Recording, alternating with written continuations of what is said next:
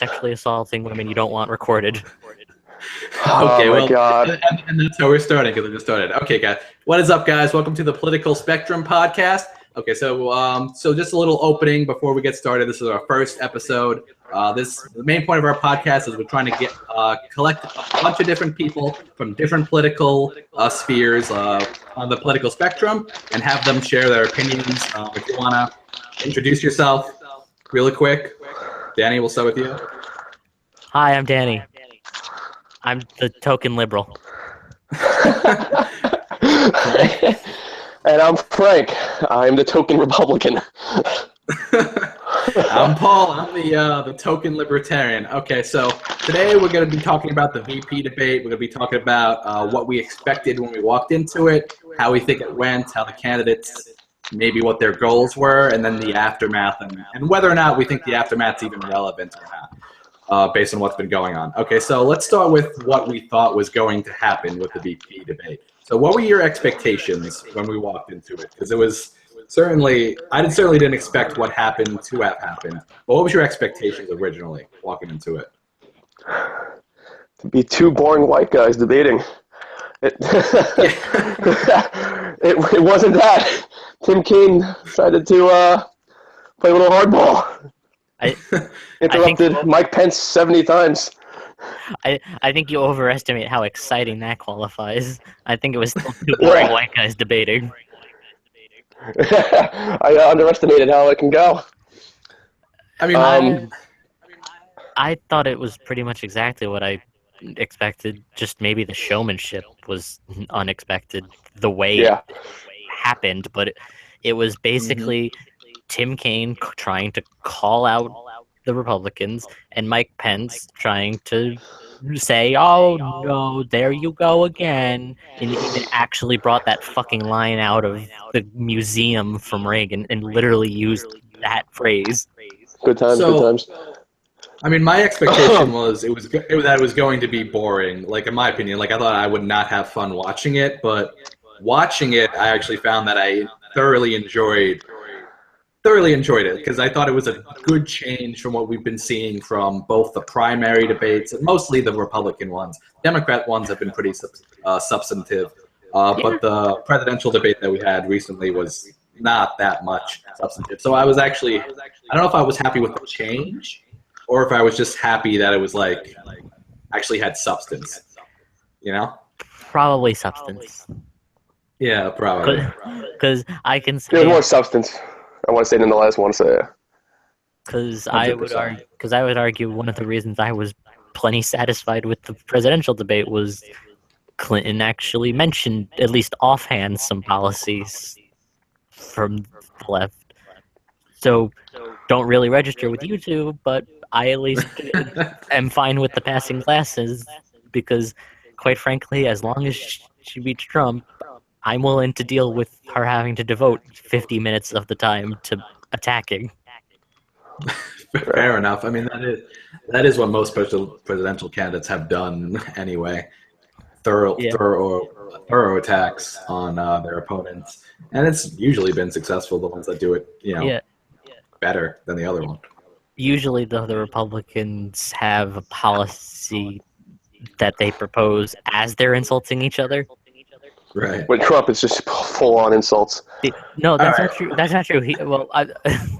Back to the VP debate. Yeah. Back to the VP debate. Okay, so our expectations. Yeah, back to the VP. Okay, so I didn't expect it. Frank didn't expect it. Danny's expectations were basically met. That's what you're saying, right? Yeah, I mean, here's the thing. The reason the substance doesn't register for me is I've heard it all before. Like, I know what Mike Pence believes. I know what Tim Kaine believes in. Okay, that's fair. Yeah. That's fair. Okay, I was shocked. It was the complete 180 from the Trump. He didn't take the bait. Mike Pence was... I feel like he was told to do this by the Clinton campaign because Tim Kaine has never debated like this before, so it was very interesting.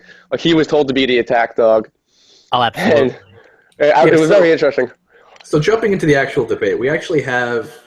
and this is just my perspective. Tell me if you agree or disagree. It seems like we had Pence, a little defense, but also he seemed to be debating more against Kaine. Then you had Kaine, who seemed to be on the offense a lot, but he seemed to walk in there debating against Trump. Oh, What do you think about the absolutely. There's no argument. What do you think about the viability of that? Do you think that was a good idea, or do you think Pence played it off well, or do you think Kane played it off well? I don't know. I think Kane took a personal hit to his likability for the sake of making stuff stick. Because either Mike Pence was going to have to try to defend the indefensible, which he didn't, so he saved his own face. But now the story is Trump is so terrible, the only way Mike Pence was able to win the debate, quote unquote, was by denying anything that Trump had said ever happened. And the day after, the Clinton campaign put out a 1.5-minute ad of Mike Pence says, "Oh, that's nonsense," cut directly to Trump saying it. All right, Frank, what do you think? I just want to point out that ad in particular underscores why Mike Pence's strategy. Give me 1 second, guys. Hold on. Sorry.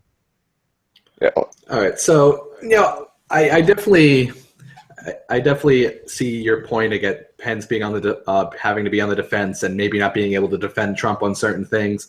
Although I feel like some things might have been taking a little bit out of context. Like he didn't say like all Mexicans or whatever. He just said like the criminal ones or whatever.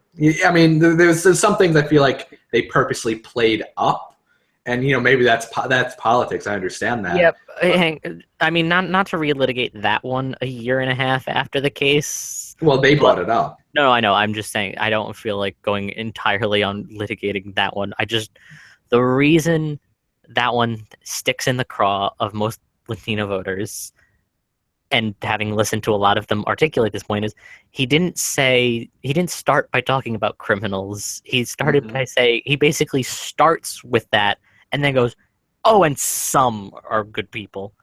But the numbers are just so absurdly against that notion. And it's like, I get the argument is he could have said it better. He's, not a politician, blah, blah, blah. But it's his actions since then that have compounded the issue. Mm-hmm. Talk about that. I mean, if we weren't stuck having to go, oh yeah, he says this, then there's also the border wall, which is absurd. That Mexico's going to pay for is absurd. That the deportation force, that's absurd, which was one of the things Mike Pence denied he said. Okay, now I'm back. Here we go. Welcome back. But in particular, the reason these will not ever go away is Judge Curiel. This is something Trump keeps furthering because he keeps doing things that people perceive as racist for good reason. Well, it's talking about the judge having implicit bias due to his race, correct? That's yeah, which is absurd, considering he's an Indiana-born judge. Yeah.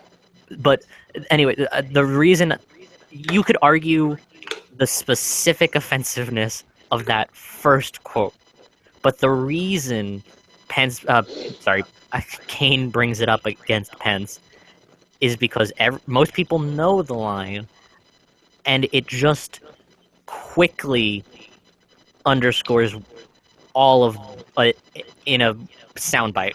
It's not necessarily this specific thing is the worst of the things he said. It's more of a quick reminder for the people, something they've internalized by this point about Trump, that he is genuinely offensive to this segment of the population. And Frank, what do you think about that? About Trump's comments against Latinos, Mexicans, and Pence's sort of not really defense of him necessarily. What do you think? Oh, how Pence fared against defending Trump, or Dr. Because he didn't really. He didn't really defend Trump. I don't think the American public really care about the issues on the both, because Hillary has said offensive stuff and her whole scandals. They just wanted to hear the issues. That's why I think Pence was shining through that whole debate, and that was interesting. That was interesting to me because both of them have, I think, more higher unfavorability, are not trusted by the American public in polls, So I think that was what was going on. So that was interesting how Pence was trying to bring it back to the issues, not taking the debate. My only problem was I wish they would develop, like, I wish Pence would have taken on a few answers, like the Tim Scott answer, like, Tim Scott question. Oh, He yeah. danced around, yeah. That was a shameful answer. That really bothered me how he danced around that. He should have been able to address that. What he didn't. But even then, Tim Kaine danced around Clinton's emails and issues. One of my favorite lines is when Pence said that if our sons, who were both in the military, did what Hillary did, they'd be in jail. He's like, no, they wouldn't. And I'm like, no, they'd be court-martialed. That is law. And so I was like, all right, Tim Kaine is just going to be dancing around. I mean, the Pence did more dancing around, but so did Tim Kaine. But I feel like the American public wants to hear about the issues because I feel like if they had to choose, right now people don't want either. I'm getting the feeling. Because we haven't really heard about the issues like this. Yeah, that's why. Campaign. Because I also such think you're a negative overestimating. campaign. I think you're overestimating the country that put Trump up as one of the nominees. Yeah, well, I mean, we're talking about the. I mean, that's the primaries. We're talking about the middle of the ground voters. I'm more just insulting the voters. Oh yeah. Oh, and also we're insulting you. Also, it was I mean, I think the Republicans. I'm sorry. The thing is, everyone loves to pretend the American people give a shit about the issues, but they give a shit about 2 or 3 things, and then they just want to be entertained because they always love to pretend we're not affected by negative campaigning, and we hate negative campaigning, but negative campaigning is the only thing that ever makes a fucking difference. Yeah, that's certainly true. At least people, I don't know, people do care about the economy, and they're free. Even those 3 issues, the economy and national security, whatever else is the third one, it's not even brought up. It's just personal insults and very vague ideas like cutting taxes, raising taxes. There's no depth to anything they say. Especially, Tim Kaine saying, they're where are they getting all this money from? Where are they going to do all these things from? Or cutting taxes has increased the debt. I don't know about that. Or there's certain things that they don't go into that really bother me. I can guarantee you on Sunday it's going to be Trump in his comments is just going to take center stage from Friday. It's going to be a clusterfuck. Yeah, I mean, well, one of the interesting things about Sunday is going to be, I forget who's the hosts or. It's going to be Anderson Cooper. I'm not sure who the other one is. No, I don't mean the moderator. I mean, I think AB, the host or whatever. Okay. They agreed to consider the top 30 voted for questions on, I forget what the site was, but I don't know how many of the questions are going to make it, but all of the questions that I glanced at on that page, at least in the top bracket, all seemed fairly substantive, ranging from what would you do about Citizens United, things like that. If they take even 4 or 5, they're pretty good questions from what I saw. I don't agree. Some of them I'm not happy with the wording of, but if they consider the best of them, like the Citizens United one, I think is one that absolutely should be asked because Trump has no comments on that type of issue. And say what you will about Clinton's plan, but she's mentioned it, but I think it deserves more expanding upon. Yes. Especially because Trump's the one who's made the claim that he's the guy who knows the tax code, so he's the one best suited to fix it. So the next question should be, how? How do you start paying taxes? First thing I would ask. Sorry, I just want to throw this out. First thing I would ask, he's talking about his VP debate, guys. VP debate. We have to focus on the VP debate. I know there's a lot. I'm sorry, but do we even really care? It was interesting. It was definitely more policy driven. Yeah, that's. Pence got a few home runs. Pence did very well with the cop question. He's very charming. He had that connect. I think he connected more with the audience. And that whole faith, the whole abortion came up when you mentioned yesterday, Paul. That was an interesting. I feel like on policy, Pence was winning, but like Dan said, Tim Kaine is going to take a hit. Like his credibility is going to take a hit by just attacking it. The whole Trump. Plus, honestly, can I just point out the reason I think Tim Kaine just absolutely did not give a shit about debating with Mike Pence on a actual one-on-one level? Mike Pence's track record of policy is atrocious. Economically, he does pretty well in Indiana. They have a surplus right now. Fuck that. You know, fuck economics. Whoa. Whoa, Zed. I mean, you're a liberal, but come on. Hang on. I'm saying I mean, we get social issues. I mean, we understand. I meant fuck socialists, yeah. I meant fuck governor's track record of the economy grew under me. Generally speaking, it's a lot. You said that about Obama. No, hang on. I'm not even bullshit too. I'm not using it to defend Obama either. I don't give. I think the economy's out of his control to some degree, out of everyone's control to some degree. The reason I particularly am annoyed, and it's for the Democrats too, because I get annoyed when like Democratic governors like Martin O'Malley try to claim the economic success as theirs. Like, you only tangentially have some role in that. Like I see what you mean. Like that's fair. It's like you ride the wave. Like you could help the success be even better, or you could limit the success.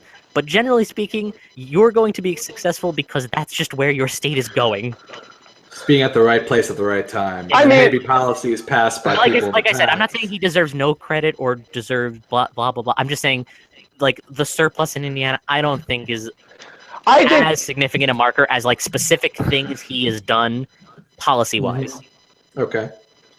Like the near economic issues he caused with the religious freedom law.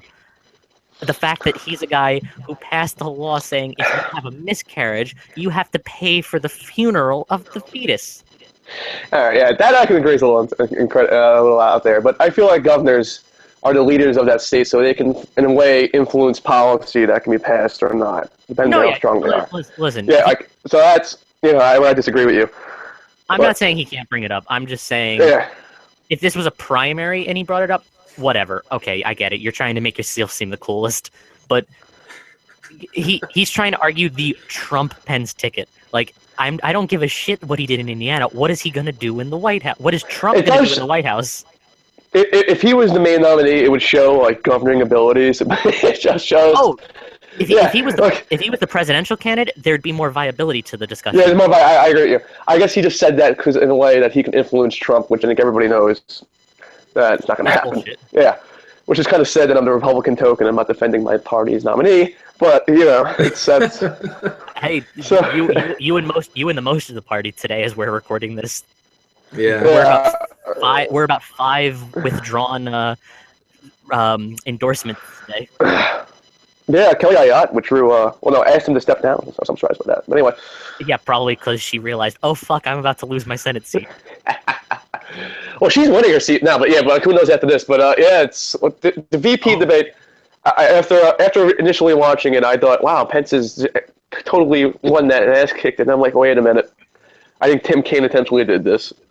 So yeah, intentionally because Sorry, go ahead. I'm talking real. No, but by him intentionally doing this, it's going to put more pressure on Trump on Sunday by the VP debate.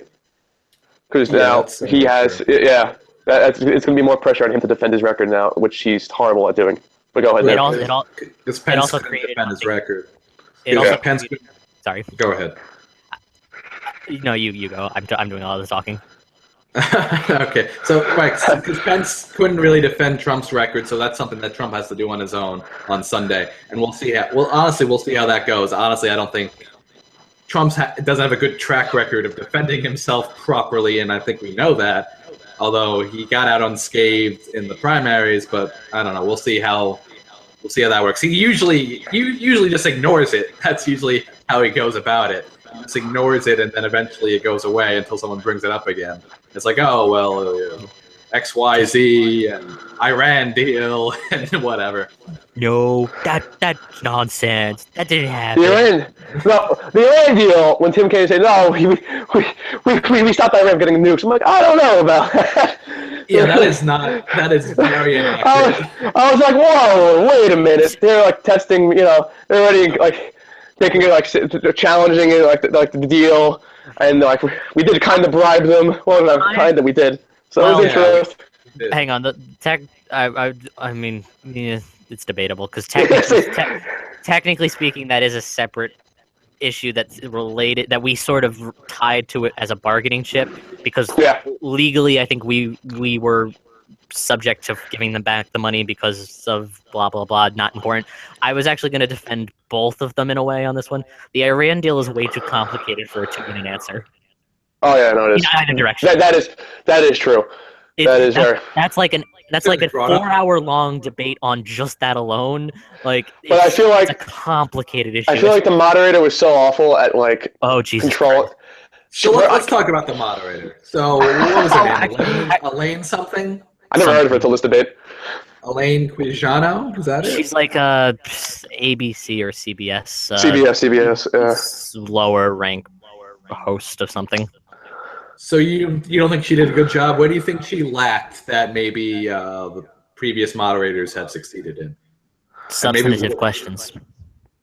Is that her fault though? Did she? I don't know. Yeah, she writes them. She does. I think she did. I don't know. I mean, I'm not sure. I know Lester Holt wrote his. You know, when he asked that famous question, "Does she have the look?"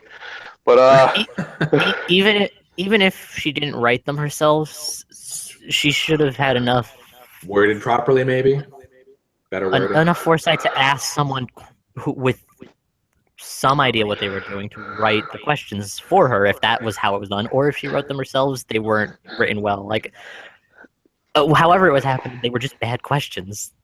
Yeah. Right. So let's talk about some of these questions. Even the phrasings of some of the better questions were just not great because they just. I forget exactly because it's been a few days now, but like the Social Security question, like it came preloaded with some debatable aspects, like about its solvency. Like I get that some people believe it in a certain context, but if you're trying to debate the topic, you have to ask it in a way that doesn't come with the preloaded qualities. Yeah. Okay. I mean, I was fine with the Social Security question. Just I was very dissatisfied with answers from both sides because it was very vague. Answers. I'm not even sure what Trump and Pence's policy is on Social Security. I remember he was for privatizing it, but he hasn't made any substantive policy outlines for it. So I'm like, I'm not sure what Penn said, but something about like we got to keep it going or something, and that was it. Yeah. And I was like, what does that mean? Kane. Raise the retirement age. Yeah, I don't. Didn't he mention the? Did Kane say that? No, I'm just saying, like, what does it mean to keep it solvent? That usually means raising the retirement age or the payroll tax.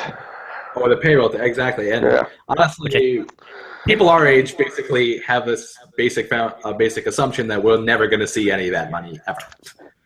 Yeah, it's going to be unsustainable by 2033 or 4. So, yeah.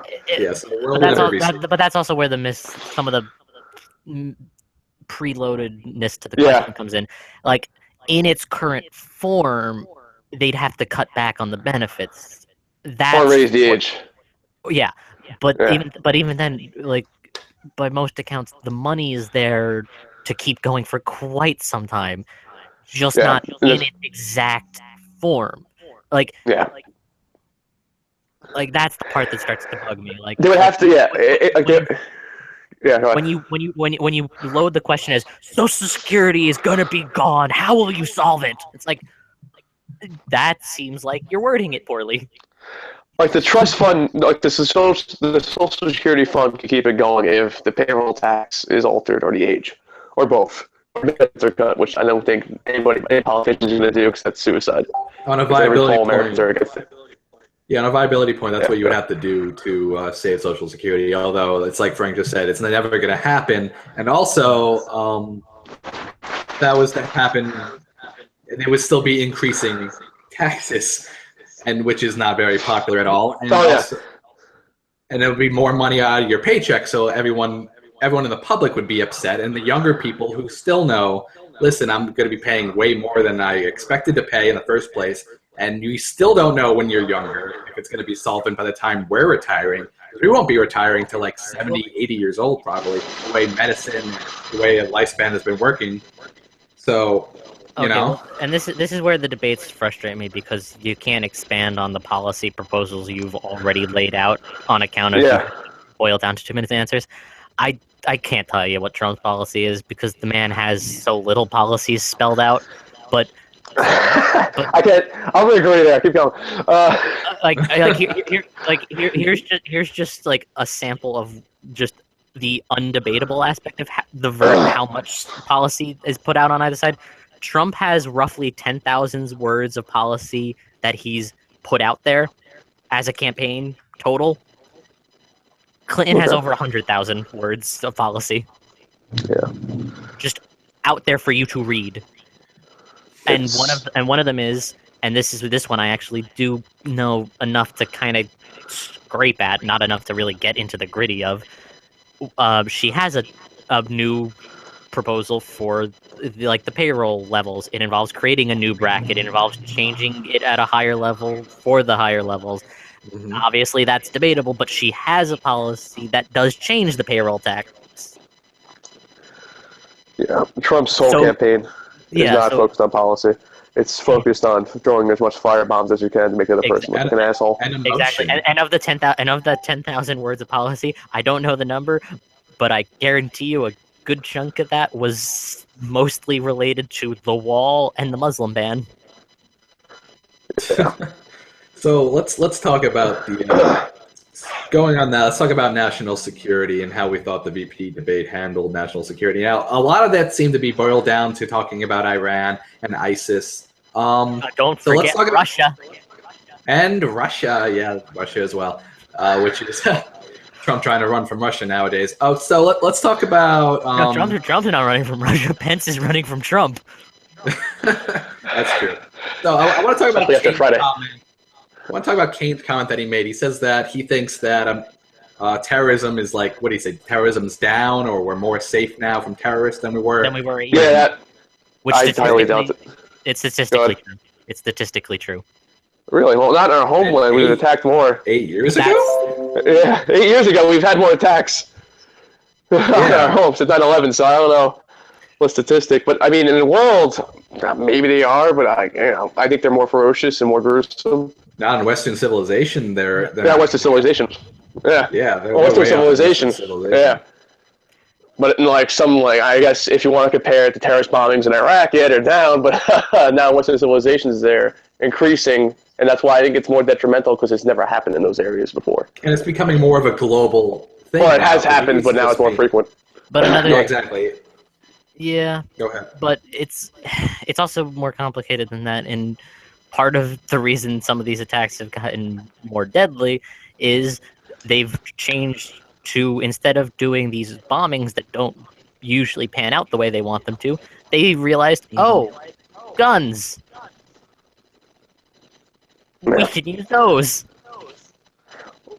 It's not just guns. I'm pretty sure in France it was a truck. In other places it was explosives. That one incident, but I'm saying statistically the reason we're seeing an uptick is they've reassessed how to attack. That's something you can look at the statistics of. Almost all terrorist attacks now are committed using guns, whereas previously Al-Qaeda in particular went for the grandiose bombings. Yeah. And also the 8-year statistic thing. Is that from the day Obama got elected, there wasn't a terrorist attack, and there has been since? When are we making these arbitrary distinctions? Because I seem to recall under the Bush administration, there were 60 dead in embassy attacks, and fucking 9/11, the King's Cross, Mumbai in India, these arbitrary statistics of, a bunch of attacks have happened in America. Wait, 3, 4-ish, depending. 5 if you want to count the guy with the axe in New York City. But keep going. I didn't even catch that one. But I want to say guns have made terrorism more prevalent. I mean, it certainly could make it more easier, but also I think ISIS is not looking to do grandiose bombings. That's why it's more frequent. That's one because the ideology is just. But I think that's why we feel like it's more prevalent when the numbers don't say that. Well, I mean, they do smaller attacks just more frequently. Can we say that? More frequently. Partially. Yeah. It's part of it's a and component. the reason why I think Obama is getting hammered is like these terrorist attacks. Besides 9/11, there's never been a terrorist attack. If you want to count the Fort Hood incident, Fort Hood that was under Obama, wasn't it? Yeah. That had basically been in America, and so I think they're like attributing that to his lackluster strategy in the Middle East. I don't think he has a strategy in the Middle East besides drone striking people. But although here's where I start to get annoyed by how we classify some of this. Like a lot of these we classify as terrorism, yes, because it's terrorism. But most of these attacks now are constituted by American-born citizens who happen to be radicalized by this thing. But we don't count terrorism as Dylan Roof in Charleston. We don't count terrorism as that white guy who shot up the Planned Parenthood clinic. We barely counted fucking Timothy McVeigh because it doesn't count as much when it's the white Christian. No, I disagree there. No, I know you guys do. I'm being facetious. But like that is terrorism. But I think that is like, but it's like lone wolf terrorism. I think America citizens are just so used to foreign policy. You really can't counter lone wolf terrorism without an ideology. These guys are just out there. All right. Does Orlando count? Yes, because he wasn't he with radicalized? He wasn't in communication. He just said he believed it. They said he was radicalized by his local mosque. They said that they should kill him. And the FBI was received from his father to be radicalized. So that's also. So I mean that was the fault of the FBI, who was oversighted by the president at the time, was Obama. But radicalized versus in communication with ISIS. That's where I'm drawing a distinction. It's still terrorism. Timothy McVeigh, he just had this crazy idea that was probably made up by his own. The guy Dylan believed in a race war. That's like one group believes. You're breaking up a little bit for me. Right. Okay. You hear me? Yeah. Now, Say that again. Okay. I don't. But the lone wolf attacks committed by these. I forgot the name of the guy in South Carolina. What's his name? Dylan Roof. I don't think he was part of any organization, or he's radicalized himself by going on the internet and looking up white power.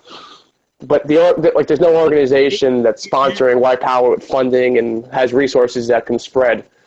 I mean, the guy in Orlando, he radicalized himself, but you have people that are being radicalized. Backup. Yeah, you have people in Europe who are getting information and resources from ISIS in the Middle East, and then they're just blowing up in France and not France, Germany, and Turkey. So it's complicated. Yeah. But what I'm trying to get at is it's not as simple as Obama's made us less safe or we're now totally safe from it. No. But back to I hate this topic. I hate this topic because it comes more down to how people feel versus what the numbers say. And that brings us back to what Tim Kaine actually said. Are we more safe now than we were 8 years ago? Do you think he just maybe worded that poorly? Because I don't. Because honestly, people feel in their hearts because they see more attacks happening. So they don't feel safer. Maybe they are statistically, like you said. I think. Do you think he worded it poorly? I think he just worded it poorly. I think he was taking this as an attack on Obama's national security, which is partially that, but also ISIS is more radical than or commits terrorist attacks more frequent than Al Qaeda, so that's why he saw it as an attack on. He had to defend it, so he had to word it in a way. Right. Yeah. So I don't know. See, generally speaking, I'm just the cynic about the how do people feel about their safety when it's like I'm sorry, but I take a train that to the city frequently. You're safe. And the line I took not only was prominently featured in a mass shooting once, was a primetime target for Al Qaeda. In most of their records, they would have loved to attack that train. Still took it all the time. Still take it all the time. Penn Station, prime target that Al Qaeda wanted to hit. Still go to Penn Station all the time. We all went to college several blocks away from Ground Zero.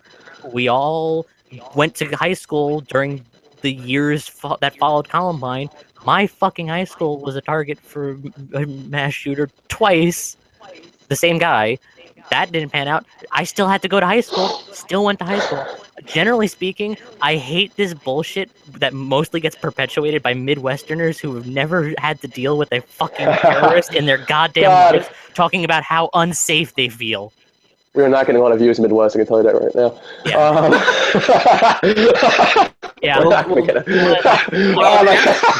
I mean, after that, they might agree with you. I don't know. I'm overgeneralizing, but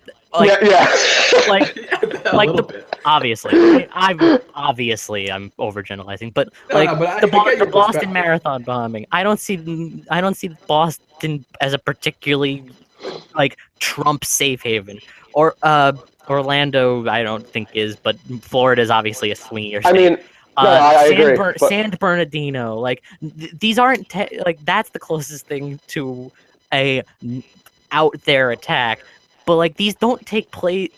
These terrorists don't go to places in the middle of nowhere. They're starting to change that according to the new ideology. Now ISIS is sending out memos to do attacking neighborhoods and stuff because now they're realizing that the past is not working. So we'll see what happens. But I think Obama has had a strong, not a strong foreign policy, but he was good in drone striking. He increased the amount of drone strikes on terrorist organization leaders. But it's just the relations that's going on in the Middle East that's awful. I guess, but Trump doesn't go on that. He's just going on the emotions of feeling safe. Yeah. And that's probably one of the biggest vices of Trump's foreign, whole thing in foreign policy. So let's bring up back to the. So I think we covered that particular point very detailed. So let's talk about how Russia was brought up in this debate. So we have Kane kind of talking to Pence, saying well, your leader said this, and you said that Putin's the stronger leader or whatever, or the best leader, better than Obama or something along those lines. And those are lines that he did. I mean, it was a little taken out of context a little bit, but he did say that he was a stronger leader than Obama. So what do you think about the whole? And we'll expand out to Russia in general. This is just the opener, but open up to Russia in general. I kind of want to know what Trump meant by stronger, a personality-wise or foreign policy. That's the only thing I don't. It's such an overgeneralization. Yeah, that was Pence who said it, I think. In relationship. Yeah, they both said it. There you go. And in foreign relations, Putin is definitely, I would say, a stronger figure. But that's just. But everything else is bullshit when they compare it to Putin to Obama. Other than that, that's all I can say. Plus, I'd argue that's a terrible frame of reference for the Trump campaign, because then you have to say, okay, Obama's less strong in foreign relations than Putin, and you're stronger than Hillary Clinton. Yeah, exactly. See, that's Trump. Maybe stronger in demeanor, if anything. Demeanor. No, there's a difference between bluster and strength. I mean, that's Clinton. You can't make me believe people like Angela Merkel are going to take him seriously. I mean, they're going to have to, because they're going to have to. Then I mean, Clinton has a lot of blusters with people outside of our allies. She's good working our allies, but who isn't, unless you're a complete asshole. Like Trump. The Russian reset was awful. The Middle East foreign policy is awful. So I mean, Russia's heavily involved with both Iran and Syria nowadays. Yeah. It's also funny though, because I'd argue this is one of the weird things with Clinton and Obama. It's hard to say how much of it Clinton deserves blame for when because most of the accounts, when you really dive into it, indicate she wasn't in Obama's circle. She had to act on what Obama wanted, Yeah. But she was the one pushing for like actual experts to be closer in the circle that Obama was kicking out. Yeah, Well, he put in all his friends. Yeah, she should have said that. She should probably be saying that in the campaign. That would probably help her foreign policy well, wise. that's But she is. it's, Yeah, it's the difficult thing to navigate. If Obama was unpopular, I guarantee yeah, you she'd be bringing it yeah, up. But yeah. Obama's Because sky yeah, high it's a double-handed popularity. sword. Yeah, but she could word it in a way like we have different foreign policy. I was against. She could probably go against the Russian. Like actually, I had different views on the Russian reset and a few things in the Middle East, but she hasn't. She's I riding think on that the has a lot. Obama wave. I think that has a lot to do with, well, A, his popularity, but B, Yeah, how she got through the primary. She decided the best way to get through this is I am Obama's successor. yeah. Yeah. That's So basically what we want. Going to continue his policies and like go even steps further. Which, while in the office, she's not going to continue his policies. There's going to be a lot of changes. Which, Yeah, no, she's not and going in to foreign, keep her foreign policies policy, yeah, absolutely. foreign policy is going to turn into like a neoconservative dream. But To a degree. it really is. You're gonna vote.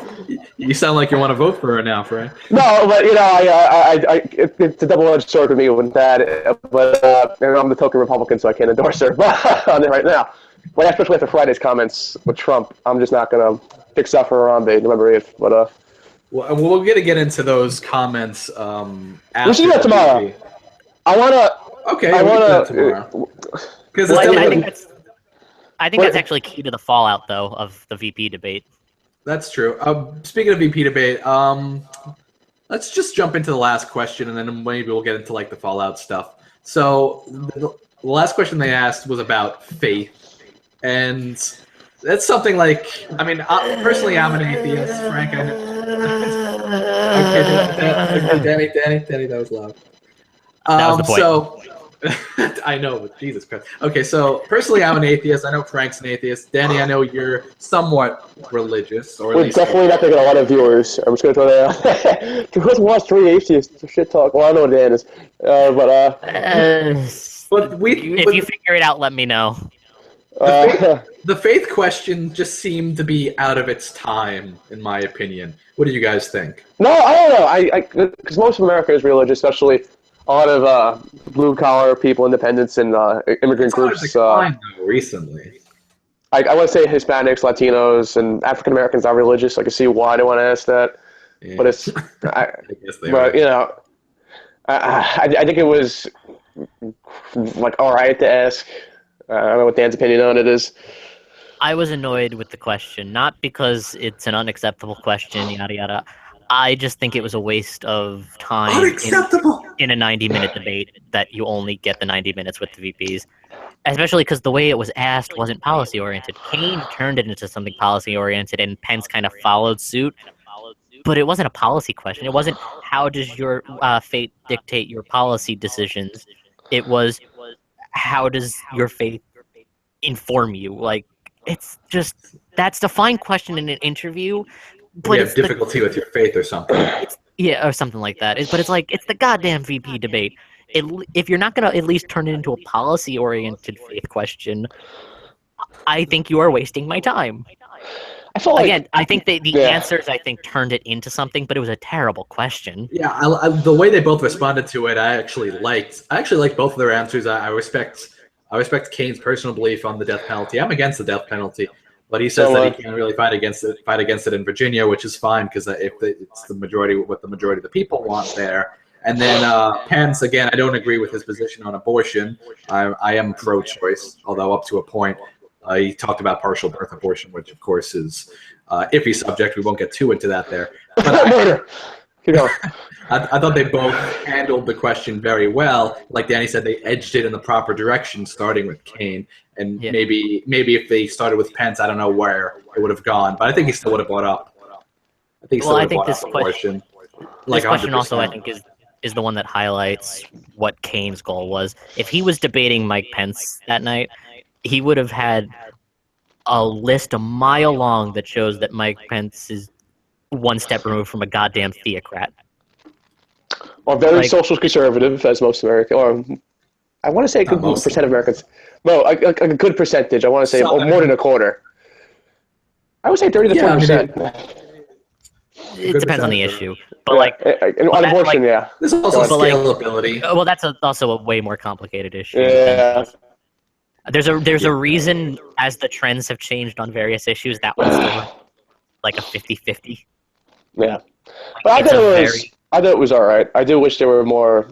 It was more focused because the economy. I know Clinton has called us the basement dwellers. You know, like our future.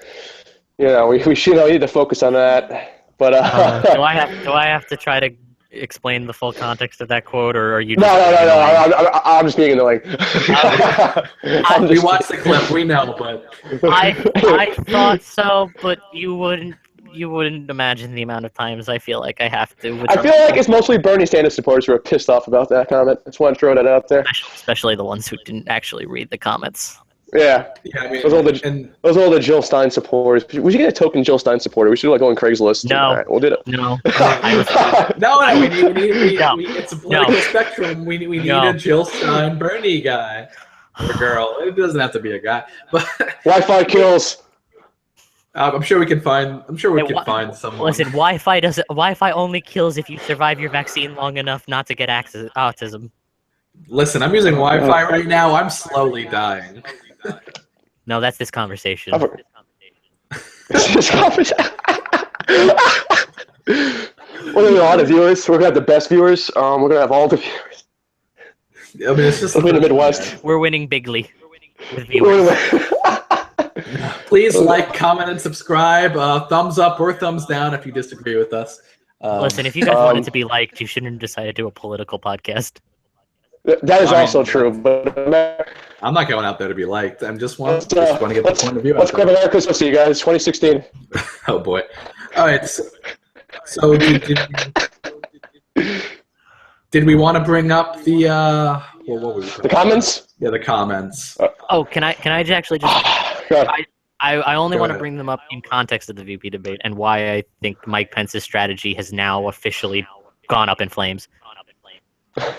Mike Pence's entire strategy was based on, oh no, this idea you have of Trump as being offensive and brash and temperamentally a child are wrong. They're just trying to make him seem that way. Boom.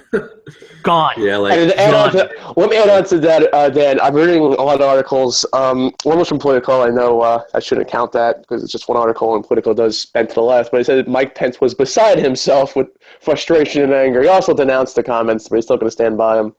So, yeah. Of course. I mean, we spent 90 minutes doing it in the debate. Why change the strategy now? Yeah, but I can tell that Mike Pence is like, mother of God, why did I decide to do this? Because here's the thing.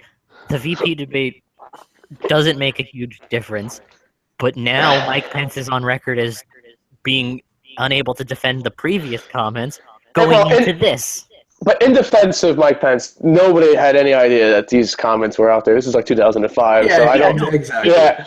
There are it's comments, sure, but this this wasn't like some unexpected thing with Trump. I would say so. Show that. I would say the Kasich tweet, Danny. Oh, that's right. I forget what I'd have to bring it back up, but Kasich basically commented in a statement that here it is. I think nope. John Kasich, governor of Ohio, for the uneducated. It was basically in the last 48 hours, nothing has happened that comes as a surprise to me or many others. That's what Kasich said. Yeah. I want to say. We're off topic. These comments are going to help Kasich if he decides to run in 2020 because now he's like the guy who was right all along. But anyway, we were talking about this before we were recording. I think Kasich is the easy front runner in 2020 because Kasich is the only person who played this entire election and ran. Ran. Yeah, I know you love. Well, Rand endorsed him. Rand Paul, baby. Rand Paul signed the thing and went. No, yeah, he did. He said he's going to support the party's nominee. That's an endorsement. He didn't speak it. I don't think he didn't have to speak. Publicly said. He publicly said he was supporting him. Rand Paul will walk away from this intact because he kept his nose down and didn't speak. But he said, "I guess what party's nominee." John Kasich is the only person who gets to walk into the debates in 2020 and go, all you motherfuckers, you turned your back on me. I was the boring moderate, but I'm the fucker who stood to conservative principles. Not you, Ted Cruz. Not you, Marco Rubio. Not you, Chris Christie. Yeah. You all Everyone hit bent it like the assholes you always were. Ted Cruz is John probably Kasich has Ted spine. If Ted Cruz would have held out for another week, he would have been like vindicated. Poor bastard poor bastard turned into a coward just because Trump Could've started polling better. Could have ran in Because 2020. the people who support Cruz money-wise are the ones. I don't want to turn Trump. this into total Trump bashing. Like Bill Clinton is also a despicable human being, and Clinton is only staying with him to be president. Let's not go, But everybody, here's the thing, though, and this is the problem I have with the Clinton stayed with Bill to be president. I don't buy that. I've looked through so much of their history, and I think she genuinely loves this person who pisses her the fuck off. I heard they sleep in separate bedrooms. I don't know. Keep going, but that's a rumor. But yeah. Hashtag Sorrentino. Just because, especially when you like read up on their early history, Bill Clinton was an ankle weight to her politically for the early years. But it doesn't take away of all the all the court cases Bill Clinton has settled, from rape allegations, sexual assault, and all this other. Like, he's a despicable human being, and she's attacking Donald Trump. So in a way, it's a double standard. The only reason why this is harmful to Donald Trump is because he was doing the holier than thou mentality that Newt Gingrich did during Bill Clinton's impeachment process. So. Oh yeah, Giuliani, Gingrich, and Trump with 9 wives between them were trying to criticize Clinton for staying with Bill. Yeah, I mean, could be hard. Criticizing Bill. It's also not a great strategy. Sorry, point. repeat that. It was more Trump criticizing just Bill in general. I mean, Trump kind of whatever with Hillary, but he's more just a criticism of Bill. It's also not a great strategy, though, because he's not running against No, it's Bill. not. Yeah, that's what I mean. But I mean, they still put him on like the campaign. I feel like it's opening it up a little bit. Maybe he shouldn't be out there campaigning. A little bit. Not a good spokesperson. I'm not saying it's not a viable criticism. I get that he's popular, but really shouldn't be with like. Here's where the problem comes in. Bill doesn't typically appear at the same time as Hillary. No, that's true. That's on purpose. Yeah, well, because that's definitely on purpose. Bill has this problem where he can't stop. Keep his dick in his pants. I was going to say keep his foot out of his mouth. But the dick in the pants. Whichever metaphor you want to go with, sure. But for some reason, Bill Clinton, the stuff on Bill Clinton, which Clinton did to defend her husband, attack the integrity of all these females. But when Donald Trump does it, he's considered a sexist. He's considered an animal. But Clinton did this in the '90s. It's amazing, the double standard that's going on. It's incredible. Maybe because it's not working because it's been out in the media for 20 years or less. That's part of it, but I think that is part of it. But I think the bigger part of it is, aside from 1 or 2 cases, and again, we'd never really know the specifics with those. Yeah, because they're all court. Most of the big cases against Bill were consensual. Well, yeah. Jennifer Flowers wasn't. Well, Jennifer Flowers wasn't. He had to settle out of court for that one. People don't really focus on that. Except she's the one who claims she was with him for 13 years, so I don't understand how that's non-consensual for 13 years. Apparently she said that during one instance she was raped, and then and that's why it happened. But if Bill Clinton really, I guess he really believed that he was. I mean, if really, I would have fought that. But he settled out of court, so to me, I question a little bit of that. Yeah, but that also, but by that logic, Trump's defense of his lawsuit. Oh no, I'm not. Go ahead. No, I'm just saying when you get the settlements are tricky. Yeah, settlements are tricky but you don't get all the information. You don't get all the information, but they certainly aren't a defense. like they aren't like Trump settled the lawsuit about racial discrimination in his hotels in the 60s or the 70s rather. That's certainly not a defense. I don't know. I don't know if it's He's I don't know. definitely. It doesn't guarantee guilt, except for the fact that he probably was. But again, that's the thing with Bill. Like, it's very possible. Probably was. Very possible. I mean, but here's also where we end up in the trickiness of that issue. How are you holding Hillary responsible for Bill's actions? I'm not. You're not. It's difficult. I'm holding her responsible for her, like, when she brings up, like, the Miss Universe and Trump's, like, attacking her or, like, attacking people. Like, she's accusing him of being a bully and stuff. Well, she did the same thing in the 90s, or... Except, here's the thing. It doesn't matter that she brings up a comment, oh, you said this. It's the fact that Trump goes on the news the next day and does it again. Yeah. That doesn't help us go. Well, he gets too entangled in the personal stuff, and I think we're sidetracking from the VP debate. I don't know what we're going to name this video.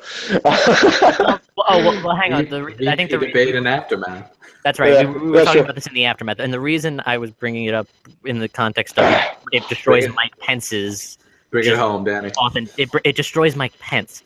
Mike Pence is supposed to be the guy who anchors all this, but I don't think so. Now people are noticing after like his VP debate that wow, we fucked up, or not. Well, not me. Well, yeah. The other Republicans that's part of it. Up. Yeah, like we should have. He did a great job. He was going to run for the presidency. He was going to do it. He decided, I guess, after 17 people, he's good. But he would have got his ass. Actually, yeah. I read a Politico strong poll. Once again, I got to find other sources, but he's on the top of contenders right now for 2020. So we'll see. I don't know if it destroys him. It destroys him. I'm telling because here's the thing. We've seen rebounds, bigger rebounds before in politics, though. I mean, look at Nixon. But here's the thing, though. Pence doesn't have that. Pence wasn't gonna win. If you take Trump out of the factor and Trump destroying everyone in this primary, was Mike Pence really gonna win? Like, was Mike Pence a better governor than Scott Walker? Was Mike Pence a better governor than Chris Christie? Was he a better governor than Ohio than Case? It's not always about better governor. It's about a lot of it's about temperament and how they word things. That's partially. He would have been outshined if he was in the primary. But if you take out Trump now and he's the nominee, I think Pence can win. That goes for most of the Republicans who ran. Yeah. Are you meaning in a hypothetical situation where he was the nominee, or like he literally is the nominee tomorrow?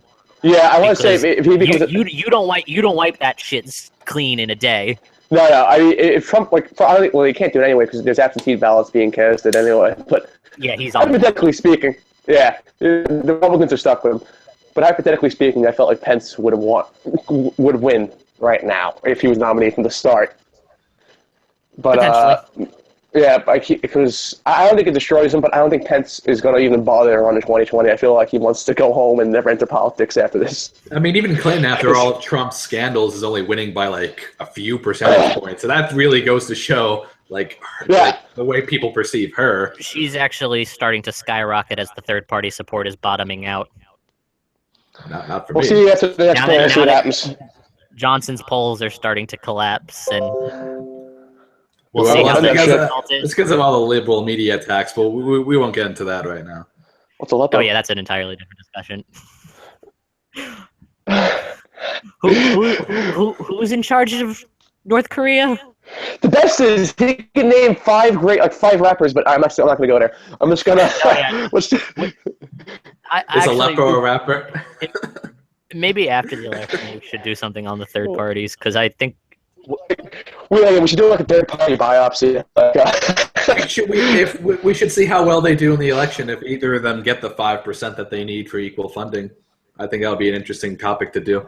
Yeah, the reason I want to wait till after the election if we do something about the third parties is one of the real question marks right now is third party supporters in polls overwhelmingly come across as less likely to vote. Just all the polling indicates, yeah, they support them, but there's no guarantee they're showing up on November 8th.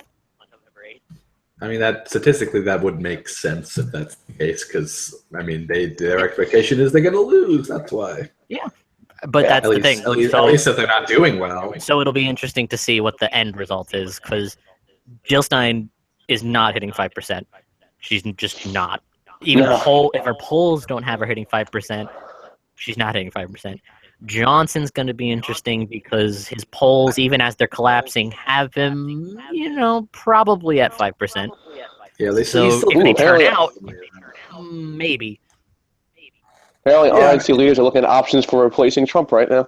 Lawyers, this is, boy. We got a month until the election. Like, did you see Hewitt's comment? He said, I saw it. I want to know if he just suspects there's more or if he knows there's more. I feel like Carly Farina has already said that he has to step down. So, I mean, this is great. Oh, let's bring back Ted Cruz and Carly Fiorina. No. Oh my God. If Trump steps down and Pence becomes the top of the ticket, can Fiorina be the VP?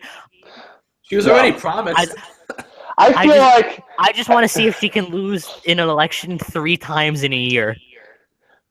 If Kasich becomes the VP, it's GG.